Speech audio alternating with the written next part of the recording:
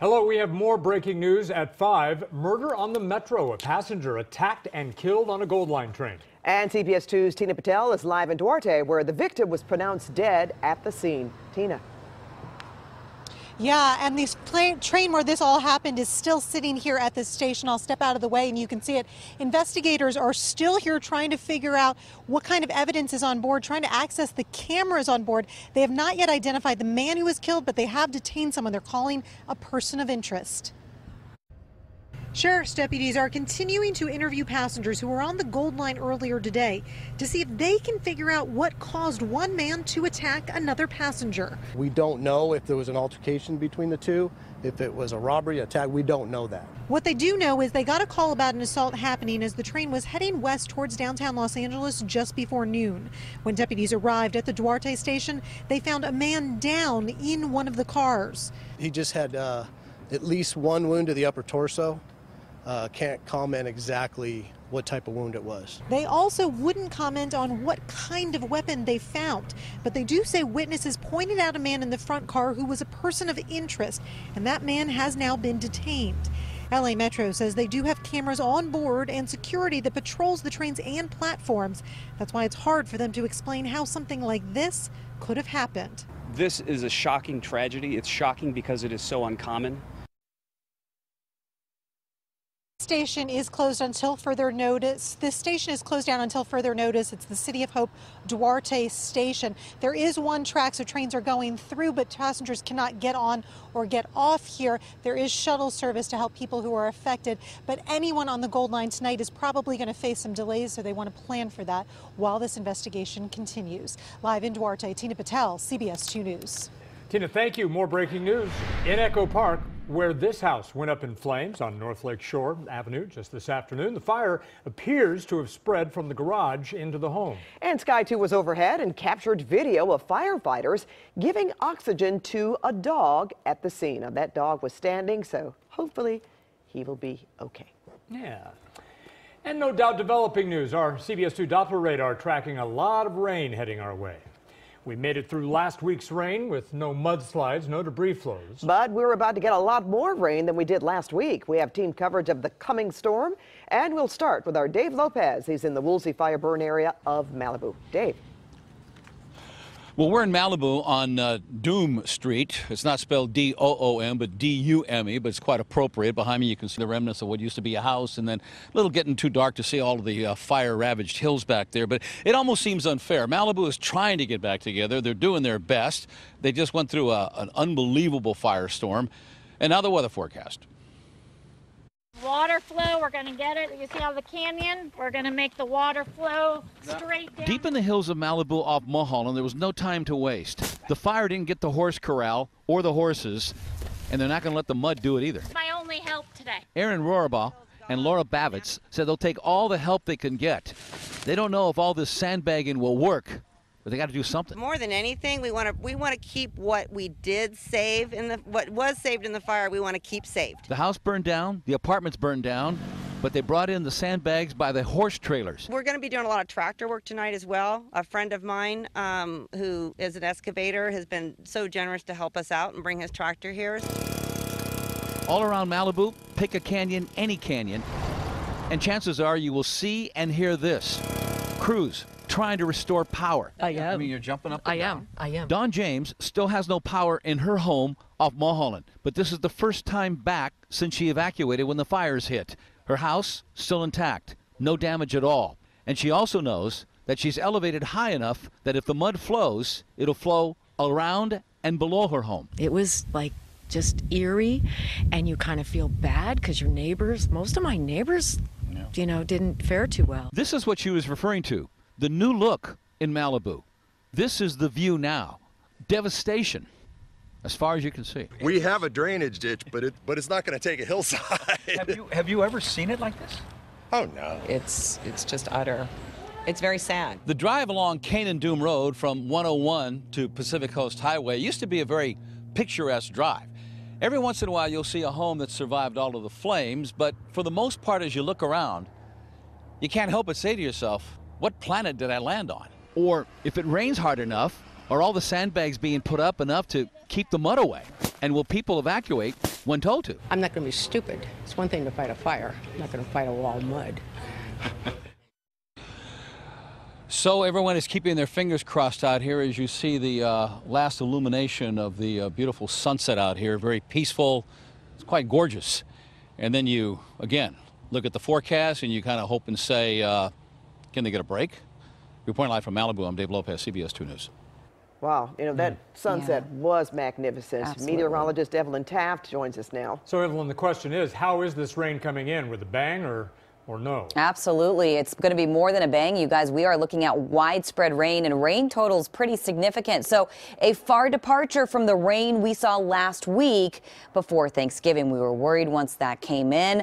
Again, it came and it left, and we didn't see any significant damage, so that was good news. But this storm, a lot more significant, packing a powerful punch just because the rainfall totals are looking significant. So by significant, we're talking half an inch, 2 inches, even 3 inches along some slopes in some mountains. At this point, you'll see most of the rain sitting over the Pacific Northwest, starting to come into the Bay Area, getting closer to us as we move into tomorrow and becoming more widespread by Thursday. Right now on radar here at home, we are dry at the moment, but again, that is all set to change over the next couple of days. We already have flash flood watches in place, flood advisories, high surf advisories in effect as well. So of course, we're going to be talking about all of that. We're going to time out the rain, show you exactly where we're expecting it and when. But as far as where goes, remember, this is going to be a lot more widespread compared to what we saw just last weekend. We're going to see a decent amount of rain, and we're going to see it for a longer period of time. So, of course, mudslides, debris flows, all a very big concern. We're going to have more on what to expect in just a bit. Back to you. All right, thanks for that, Ev. And new tonight, we now know more about the terrifying moments inside the Borderline Bar and Grill in Thousand Oaks when a gunman opened fire, killing 12 people. CBS 2's Randy Page is live outside a memorial to the victims with these new findings. Randy? Pat, this memorial just continues to grow every day. Day and night there are people here. Easy Ups are here to try to protect it from the rain. You know, there's still so many unanswered questions, but as you mentioned, some of those questions were answered today. And as we look down toward the borderline, we begin with cell phone video inside during the shooting that takes on a whole new meaning, giving the new information we have today.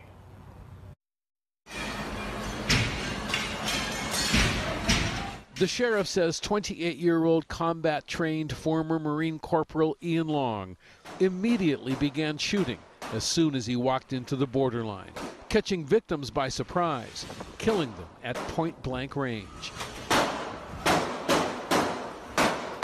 He threw multiple smoke grenades while inside the bar, which contributed significantly to the chaos and confusion inside. Long's attack was efficient, lethal, and up close. One victim was shot more than once and stabbed in the neck. 10 more were shot and killed. Only one wounded victim survived.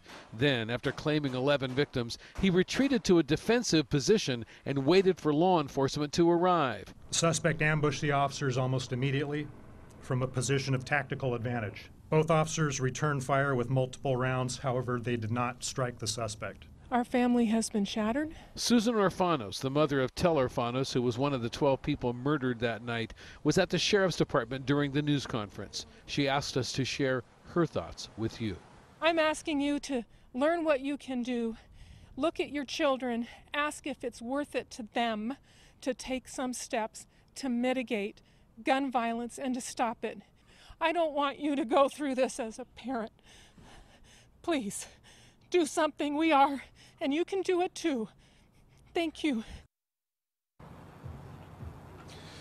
And the medical examiner answered another question today. Could it have been possible to save lives if rescuers could have gotten to them sooner? Well, the answer is no. The injuries were so severe, all of the victims died very quickly, and their wounds just simply were not survivable. Pat, Jeff, let's go back to you. Yeah, thank you so much for that, Randy. Now, the FBI is upgrading its tip line after it missed warnings about a mass shooting. The FBI got a lot of calls about Nicholas Cruz, but failed to act before he killed 17 people in Parkland, Florida at the school last February. In a letter to the commission investigating the shooting, the FBI detailed changes it is going to make. The public access line is hiring at least 62 additional staff who are qualified to analyze calls. The FBI will also use new technology that translates speech to text and then identifies key words that could indicate a threat. A not guilty plea today from a Seattle man charged with a hate crime in the Fairfax district. 32-year-old Mohammed Abdi Mohammed faced a judge this afternoon in downtown L.A. Prosecutors say he tried to run over two men leaving a synagogue on La Brea near Oakwood last Friday. LAPD Chief Michael Moore says Mohammed yelled anti-Semitic remarks at the men just moments before the attack. The judge set bail at $500,000. Hundreds of nurses walked off the job today in Santa Monica. The nurses work at Providence St. John's Health Center. Many of them are longtime employees who say this is their first time ever walking out. The nurses are upset about cuts in pay, vacation time, breaks, and nursing support staff. One nurse says they're not allowed to return to work for 4 days after the strike. They're not giving us the resources we need to properly care for our patients, and we're out here fighting for our patients because we are killing ourselves in there every day. The California Nurses Association has been in negotiations with the health center for 5 months now. The health center says the union has made little effort in working out a new contract. The contracts for 600 nurses expired back in July. Whoa! Whoa! And breaking news, a very scary ending to a police pursuit on the streets and freeways of Southern California. And CBS2's Stu Mundell is live over the scene in Sky 2 where this chase just ended. Stu. That's right, Jeff and Pat, it ended here with two vehicles being hit and then crashing into a bus stop on Echo Park Avenue at sunset. But that's not before over an hour of hair-raising moments. Wrong side driving. We have so much tape from earlier on. Now this started over by the 5 and the 2 freeway. Officers from LAPD in pursuit of a robbery suspect. Now we know an armed robbery suspect. And it went for a long time. Up north on the freeways, off the freeways, wrong way on the freeway, wrong way on the freeway off-ramps. It just kept going and going. So many close calls, especially when it made its way into the downtown area. But then in the end, it made its way onto the 101 freeway, got off at Echo Park, and made its way up to this location here, where he apparently hit a vehicle with the door open, and then lost control, and then hit another vehicle. Now those two folks in those cars, they are not being taken to a local hospital, but they were checked out by local firefighters and paramedics after those guys jumped out of that car. Hair-raising moments for at least one person in SUV, as one of the persons, the driver of the vehicle, tried to break into that car that was waiting here at the light. Then the foot chase was on, and it did go for about a half a block, but in the end, suspect all of a sudden wanted to play nice. LAPD taking that guy into custody. We find out there was a second person in that car, that person taken into custody about a block and a half away. Right now, this vehicle still sits here. It's a crime scene. It's in Echo Park. It's at the corner of Sunset Boulevard and Echo Park Avenue. LAPD doing an investigation. The people that were in these other vehicles that were struck, nobody taken to the hospital. Paramedics did check them out. There is some reports that at least the person in the burgundy vehicle that was rear-ended may be pregnant. Live in Sky 2 over the Echo Park area. I'm Stu Mundell. Back to you guys in the studio. Yeah, it's just unimaginable to think that no one was hurt in this dangerous pursuit. We're certainly glad that no one was, but it was so crazy at some times. Yeah, it was amazing. The ending especially. Stu, all right, thank you. Well, it seemed like a great way to find out if a couple was having a boy or a girl. Yeah, but then this happened.